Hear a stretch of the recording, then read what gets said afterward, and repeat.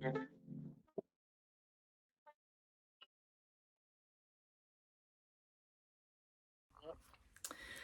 everyone. It took me a little bit longer to start to bring this new episode online. I had most of the footage ready, but then life got in the way. You know, December can be quite busy, and you probably all have been enjoying celebrations around Christmas. So when you're watching this, it might be the end of 2024 or the start of 2025. I hope everything is going well with your knitting plans, and I hope to inspire you with some of my knits and spinning projects in the next while. This episode will be all about knitting, not so much about spinning. That's something for the next episode or the one thereafter. It'll come back, don't worry. But today I mostly want to talk about knitting with Irish yarn. Over the last 2 years, I've made 4 different pieces using an Irish yarn, a beautiful blue-faced Leicester Romney blend. And the reason why is very simple. Ireland is a country full of sheep. They're everywhere, and I love sheep. I just love stumbling across a field or driving past a field or running past a field where you see the sheep, and they're also cute. And I also love knitting with Irish yarn, but mostly I thought the yarn was a bit too rustic, maybe too many speckles. I do like a little speckle in yarn, but I had never found one that was maybe not too itchy. Everyone is always preoccupied or has their prejudices about Irish yarn, that it's too itchy. They all remember the cable jumpers that their grannies might have knitted in the past. But things are changing a bit, especially when I started to look around and found this small company in Wicklow that has embarked on a journey to bring beautiful quality Irish wool to the market. Now, it's not just them, I'm talking about Caidree here, who have started on this journey. There are quite a few others who have embarked on the journey to produce beautiful wool, to really look after the production chain and the how to produce the wool in such a way that it can be used for garments and for other things, of course. And I'm very passionate about companies who do this because it's very straightforward. It's more sustainable. It's so nice to be able to make something that you can wear and that lasts for a long time with wool that comes from so close by. I mean, there's no footprint involved there, or hardly any, or much less. And it's just, you have to use what you can from your own country because it's so close by. And I think we have just lost our passion for what we have close to us. Now, this is not just Ireland, of course, it's everywhere in Europe and over the world. So I like to just do my bit, and I've really started to love knitting with this particular yarn.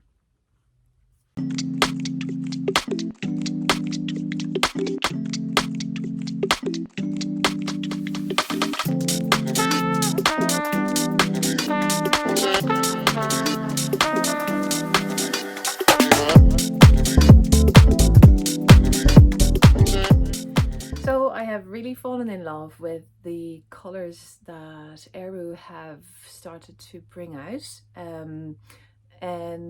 So 4 pieces are made already, and it's a little teaser. I am starting a 5th piece in cooperation with Caidree because they have great plans for the coming year with beautiful yarns, but I can't tell too much about that because that's all in the works still.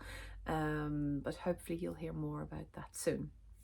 First of all, the different pieces that I made with their yarn, the one that I'm wearing at the moment is a cable knit in the colour Bluebell. It is not just the Bluebell BFL Romney mix, it also has a little bit of kit silk mixed in. And as you can probably see, this light makes it quite obvious. there is a slight difference between the collar at the top and after that. It's a lesson I learned, and I didn't really pay attention when I got the wool, but there's probably 2 different dye lots in there. Now this light really makes it obvious because the sun is shining into my studio here, and normally you don't really see it that badly, but it just shows how dye lots are very important. And it just happened that there were 2 different dye lots in the bag of yarn that I bought. Doesn't matter, it's not the end of the world. I'll enjoy wearing this anyway, and you only see it when the light is really bright, and that often it isn't. So anyway, it's a bluebell colored yarn, and it's a cable knit. It's the first cable knit that I made, and I'll share a photo in here so you can see it properly. The design is by Veronica Lindberg. You might also know her as Kutovakika. She's a Finnish designer, and I really like her straightforward pattern instructions. That's why I chose one of her designs for my first project, and I also liked the different cables. And she has fantastic YouTube instructions with her designs that you can follow step by step. And she explains it really clearly for someone who hasn't knitted that long, and cables was the first time that I knit cables, so I wanted to follow a pattern that I wouldn't get confused with. So I made this at the start of 2024, and I really enjoyed every step of the way. I can't say I didn't make any mistakes, but I was able to fix them by going back. I learned a lot about how to fix cables when, for example, you've gone the wrong direction with your cable, how you can knit back, or just frog that particular piece until you are at the stage where you made the error, and then you can knit it back up. Thanks to very good video instructions that I found here on YouTube. So this is the first, was not the first, but the first cable knit that I made, and I'm definitely planning to make another cable sweater with a Ruse yarn or with an Irish yarn in the future. And I'm looking for a beautiful Irish pattern in for my next one. So if you have any suggestions for a nice cable pattern, let me know, because I am open for suggestions. I haven't chosen any of them yet.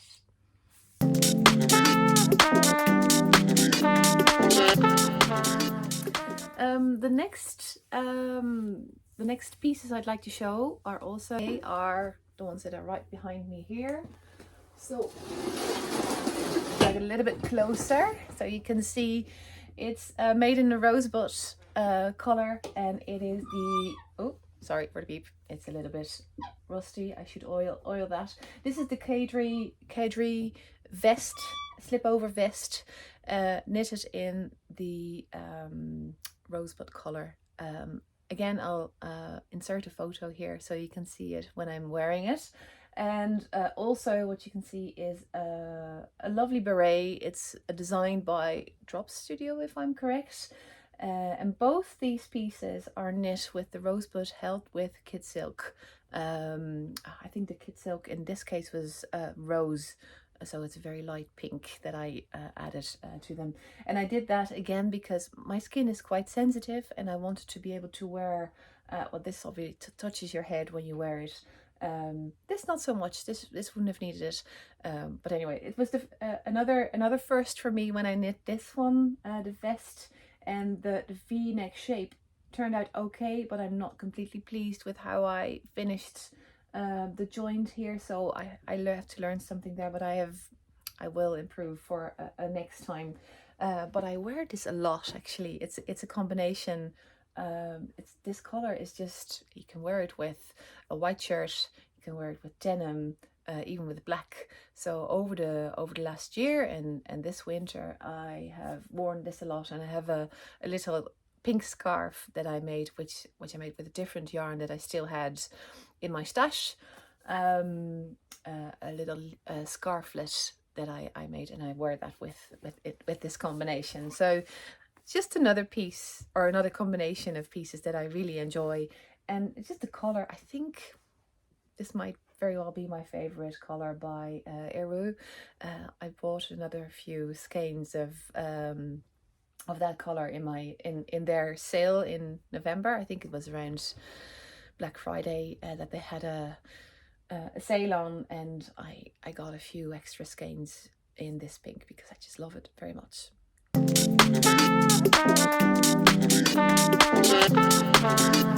Last but not least, my masterpiece of 2024, if I may say so.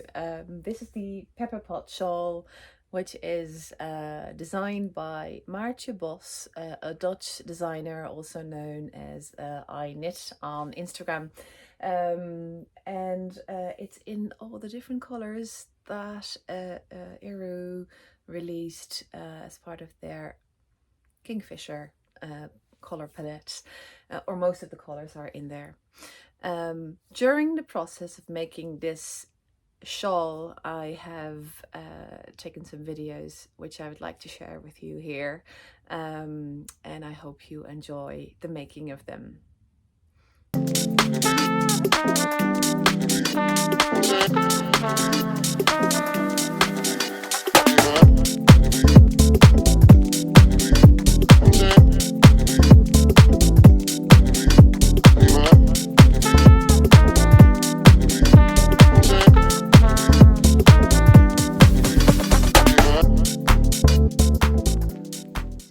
Update on my beautiful Pepperpot shawl. It's taking shape, and I wanted to show you a few of the sections that I've completed so far. As you can see at the start, we have this brioche pattern, then we have the stripes, garter stitch and stockinette stitch, then after that another brioche section. That'll be the case throughout the pattern. It's always alternated with a brioche. And then there is beautiful diamonds and pearls. Love the reference to the song. Really nice. I have made a few small changes. One is by mistake, the other one on purpose. The diamonds that you see in here, I have decided to use a different color, the Bambi color by Eru, just so that it stands out a little bit. The pattern asked for the same color, the orange, or Bridget as it's called according to Eru, but that with another color I thought they'll do more justice to the diamonds. The only thing was that it presented me with a little bit of a dilemma, because when you are changing colors and the diamonds were all in garter stitch, so I had to work it out so that you wouldn't see the little stripes when changing colors. Now obviously it still needs to be blocked. You see it's a little bit uneven here and there, but I ended up doing a combination of stockinette stitch on the outside and then some garter stitch here in the inside. So I think it works really nice. The other thing that is different from the pattern, doesn't really matter, but it is different. You can see that the distance between the popcorns here is smaller than here. I mistakenly used 9 stitches between the popcorns here in the second row, whereas here it was 7 stitches. But because it's kind of a spreading design, it's widening, I think it's not a problem. And as my daughter said, oh no, it looks quite natural. I don't see anything wrong with it, so I trust her. So yeah, that's a little update. I can't wait to finish this orange section now and move on to the next brioche section. Somehow it's really nice to knit the brioche in here, and yeah, I'll give you an update once I'm a little bit further in the project. Right, it's a beautiful sunny autumn afternoon, and I just wanted to give you a little update on how I'm getting on with my Pepperpot shawl. I'm just taking off these cute tulips.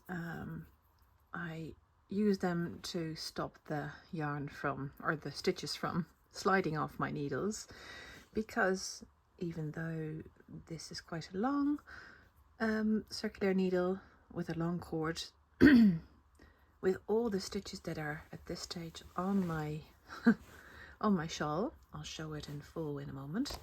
Yeah, it's tricky to keep them all on without them potentially sliding off. So where am I? Last time I showed you something was when I had completed the diamonds here and the what you call them, the beautiful pearls or popcorns, diamonds and popcorns. And then I continued on with the brioche section, and now I'm in a stripe section. The brioche section was interesting because when I started it, you always have to make sure that you are doing the correct stitch pattern. And I'm not new to brioche knitting, but I did my first project I made a brioche scarf earlier this year, and this year this is the second project, which includes 2 color brioche for me. Once I had completed my first row, I noticed that at the beginning of the row I had done 2 purl stitches, or what you call it? Yeah, 2 purl stitches. It was the second row that I had done 2 purl stitches, so I had to tink back from this side all the way to that side. I think there was about 180 stitches. That's never nice.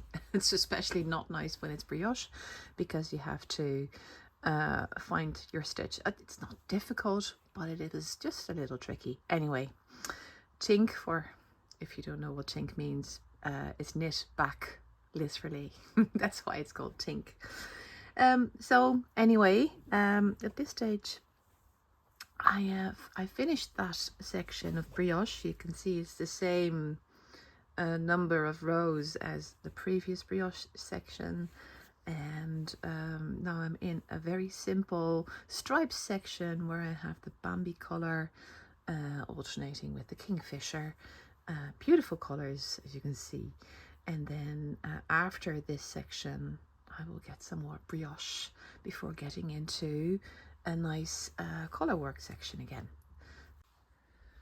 It is the end of October and I have made huge progress on my Pepperpot shawl. As you can see, lots of sections are now complete, and I'm just turning it around so you can see it a little bit better. So the last time I did an update, I think I had just finished the fourth brioche section, and now I have finished the stripy section. But what happened? I ran out of my kit silk that I'm holding with the beautiful Aru yarn. So initially I thought, you know what, I'm just going to continue. I don't mind. We won't really see it. But as I was knitting, after one row, or not even a row, I already noticed a slight difference. And the reason is the kit silk is ever so slightly darker than this. I think this is the Kingfisher color. I'm not completely sure. Let me just double check what I noted down. No, this is actually the Mermaid. So my kit silk was slightly darker than that, so I started to notice it straight away, and I thought, I'm putting so much time and effort into this shawl. I don't want it to look off then, even if it's only the last 2 rows before I start into the last section.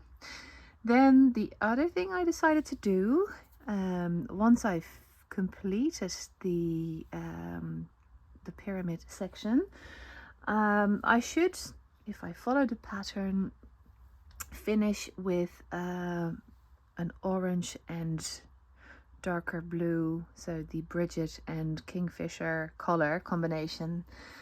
But because there is a lot of blue already, and I feel it would be nice to have a little bit more of this beautiful creamy Bambi color, I'm going to finish with the orange and the Bridget and the the Bambi together as the end, the last brioche section. Now the last brioche section will be nearly 3 times as high or as wide as these earlier sections. It's just to finish off the scarf. So I think it will be nice to have the orange pop, and then the because the orange in the earlier section, I think it's just so beautiful and warm, and I have enough. I've plenty of it, so I'll be going for that in the end. And that's the great thing, you can just choose which color you prefer to work with. I was very aware that lots of people are working on the mystery knit along from Stephen West, and I would have loved to join it, but I was also making this, and I'm also working on a few other projects, and I thought I'm not going to make another shawl, even though I had plenty of options for the beautiful pattern that Stephen has designed this year. I just wasn't so sure if I was the right person for a mystery knit along, but I think I've seen a few projects and I've seen what a few people have done, and it's really coming down to your color choice. Next year I'll do it, but this year this is my well, it felt like it's a mystery color anyway, because each section that you start knitting is a new technique, is a different technique, and I learned so much when making it, and I've definitely overcome my fear of brioche, let alone 2-color brioche, because as you can see, there's loads of brioche in here, and it's actually not that difficult once you have done it a few times. So as with everything, it comes with practice. So that's my update for now. It is a beautiful clear November morning with a little bit of sunshine, and last night I got to finish my Pepperpot Shawl. So here it is in all its glory, ready for some blocking, because as you can see, it's in its just made phase. I've just made some corrections here and there. There were 1 or 2 dropped stitches that I had to fix, and there were a few, because I used lace in it, sometimes I might have dropped the lace, and I just wanted to correct that. There are quite a few hairs from our cat Tiger knitted into the shawl, because she was always sitting on my lap. But look at the detail. Look, it is so incredibly beautiful. I have to say, I enjoyed every bit of this pattern, and you can probably see why I've come to love brioche. There's 1, 2, 3, 4, 5 sections of it in there, and I really love the pyramid section here. That's just so beautiful. And I had a good think about the color and the color division, and in the end I decided to finish in orange, whilst I actually should have finished, if I had followed the color division or the instructions from the pattern, I should have finished in the darker blue, the Kingfisher blue, and the Bambi, the caramel type color. But I thought no, because I'd like that orange to come back, and the Bambi needs to be more prominent, because I think that's such a beautiful color. So all the colors of the Kingfisher are now well represented in this shawl. So I didn't get to make the last brioche section as long as it should be. There should be another say inch, 2.5 centimeters, maybe 3 centimeters of brioche there, but I ran out of wool, and I decided it's fine, because it's a large shawl already, and I'm absolutely happy with how it is at the moment. And to be honest, I thought I have another few projects that I really want to work on, and I am very happy with how it is now. So I'm going to block it, and I will show you how it turns out when it's ready to wear.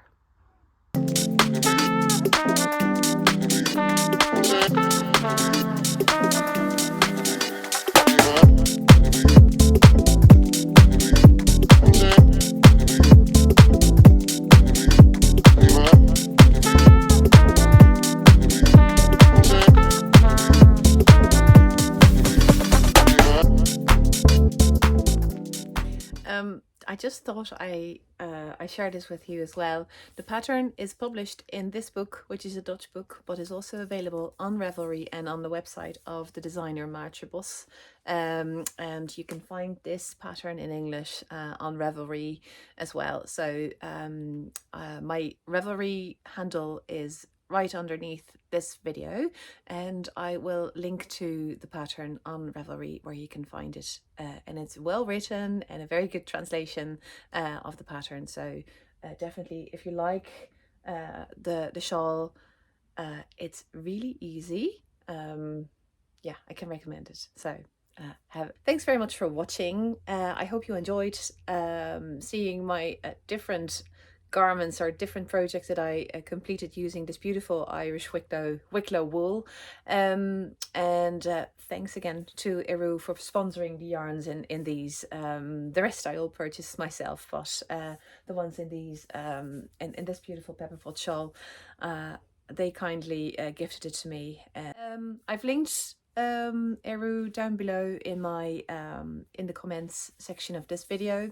Also, you can find me on Instagram. My handle is Frederique, as you can see here. And please do give this video a like if you enjoyed it, and let me know what you thought of it, and if you have any tips or any nice feedback. I like to read that, of course. And do subscribe if you'd like to watch more of my videos that will be released in the new year. I am aiming to release at least one video per month, sometimes more often if time and work allow for that. I have lots of projects to show you which I finished in December and in November, but I've kept them for early in 2025. Thanks for watching again, and see you in the next episode. Bye bye.